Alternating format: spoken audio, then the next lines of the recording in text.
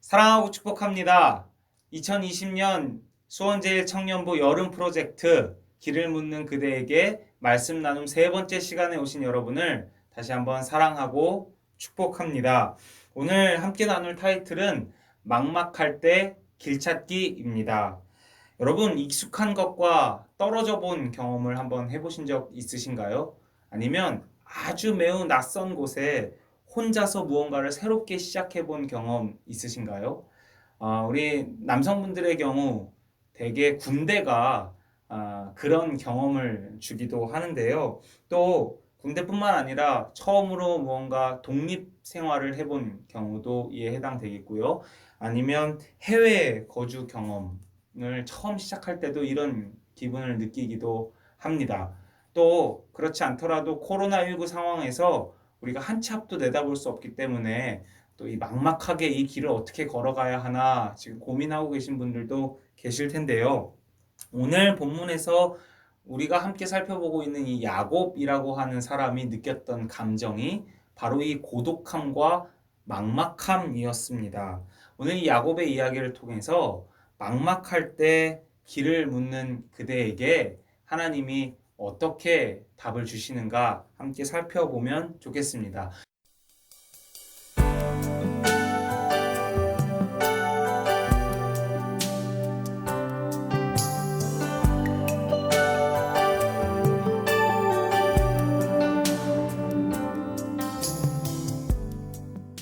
먼저 야곱의 상황을 좀 같이 살펴보았으면 좋겠는데요. 10절 같이 한번 읽어볼까요?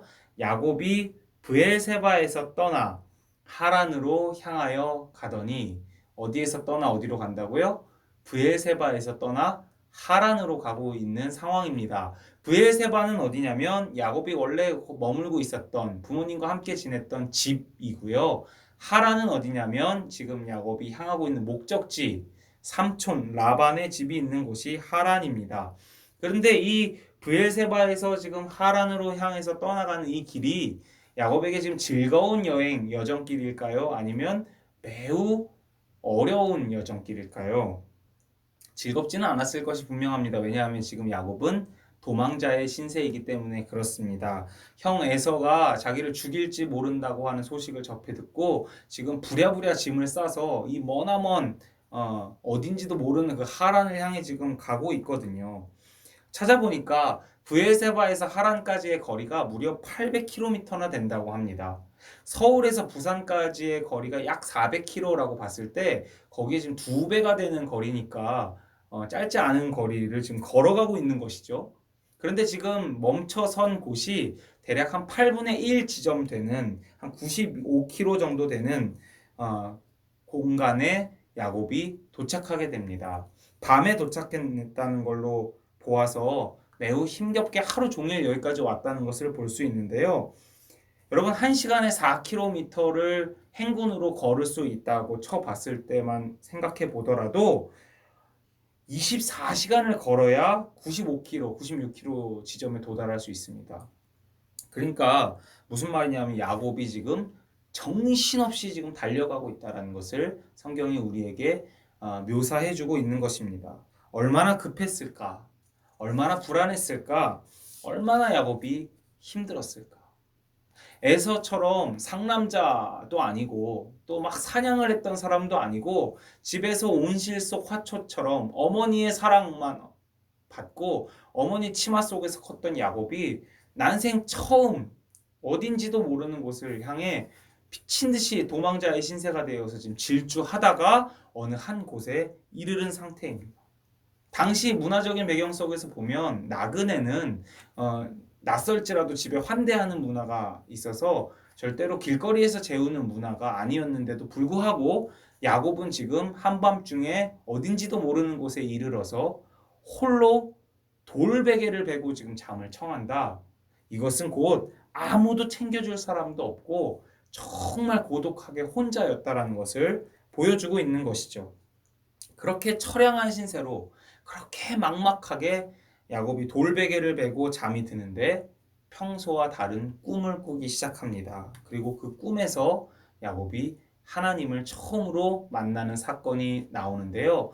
이것을 세 가지로 정리해 보면서 막막할 때 길을 찾는 그대에게 하나님이 어떻게 역사하시는지를 우리 살펴보았으면 좋겠습니다. 첫 번째는 따라해 볼까요? 눈을 들어 보아라. 눈을 들어 보아라입니다. 우리 12절, 13절 눈으로 같이 보면서 한번 따라와 주시면 좋겠습니다. 12절, 13절에 보니까 야곱이 꿈을 꾸는데 가장 많이 반복되는 단어가 무엇인지 보이십니까? 본즉, 본즉, 본즉. 야곱이 집중해서 지금 무언가를 계속 보고 또 새롭게 보고 또 새롭게 보고 있습니다. 처음에 무엇을 보았습니까? 땅과 하늘을 잇는 사다리를 보았습니다. 두 번째로 무엇을 보았습니까? 사다리에서 땅과 하늘을 오르락내리락거리는 하나님의 사자 천사들을 보게 됩니다. 세 번째로 무엇을 보았습니까? 그 마지막 꼭대기 사다리 위에 서 계신 하나님을 보았습니다. 여러분 보는 방향이 아래에서 위를 보고 있습니까? 위에서 아래를 보고 있습니까? 아래에서 점차 위를 보고 있습니다.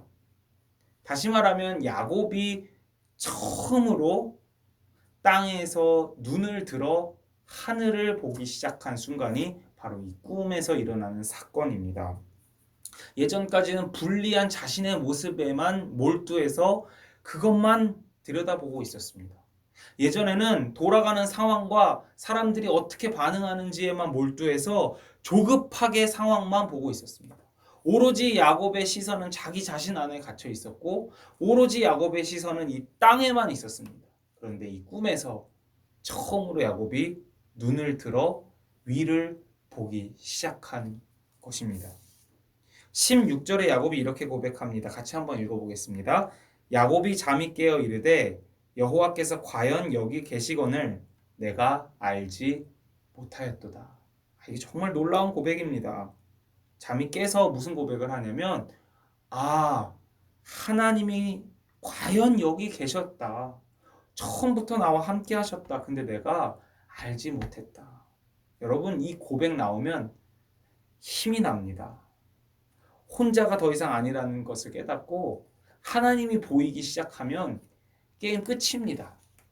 사랑하는 여러분 막막할 때마다 조급하게 땅만 보지 마시고 불리함에 갇혀서 열등감에 자기 자신만 들여다보지 마시고 눈을 들어 하늘을 볼 수 있는 눈이 떠질 수 있기를 주님의 이름으로 축복합니다.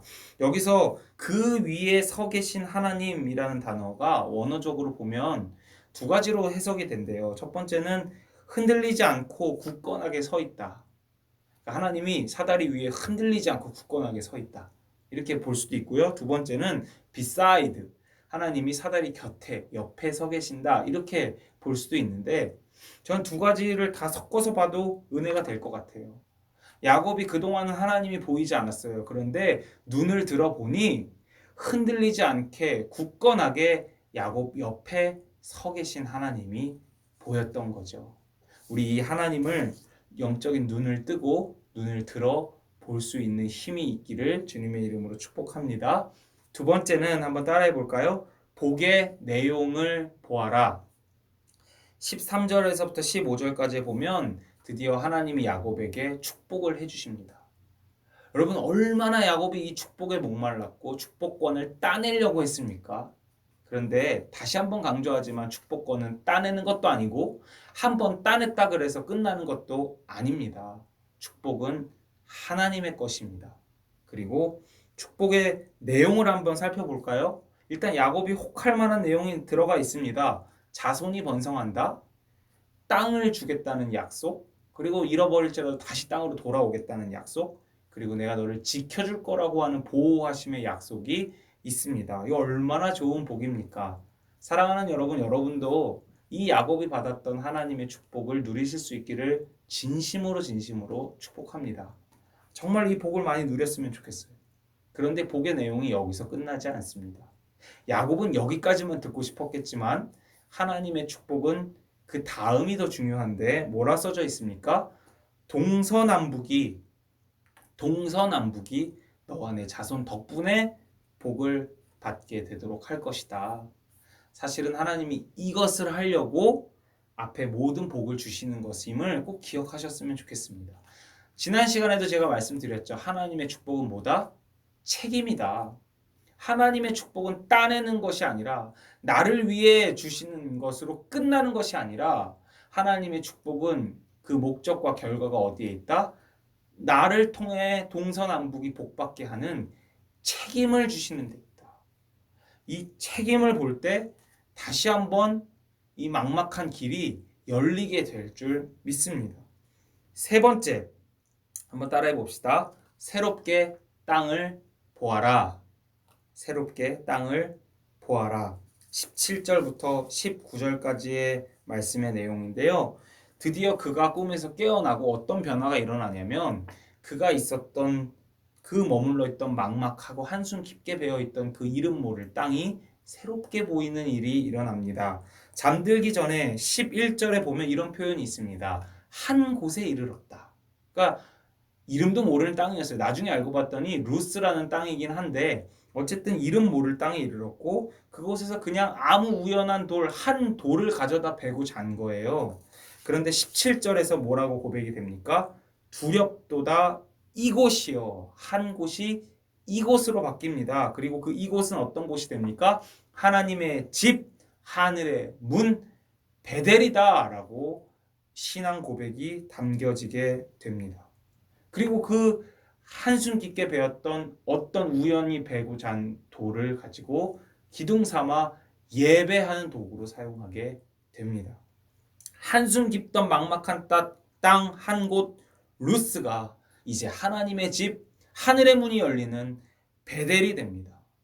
그냥 우연히 처량하고 베고 잤던 눈물 깊던 돌 베개가 이제 하나님을 예배하는 기둥이 됩니다. 상황이 바뀌었습니까? 아니요. 야곱은 여전히 도망자의 신세로 걸어가야만 합니다. 여전히 목적지까지는 700km나 남아 있습니다.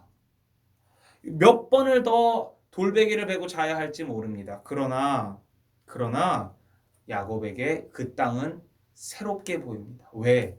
눈을 들어 하나님을 보았고 그 하나님의 약속을 들었고 그 복의 결론인 동서남북이 복받는 축복을 보았기 때문에 그렇습니다.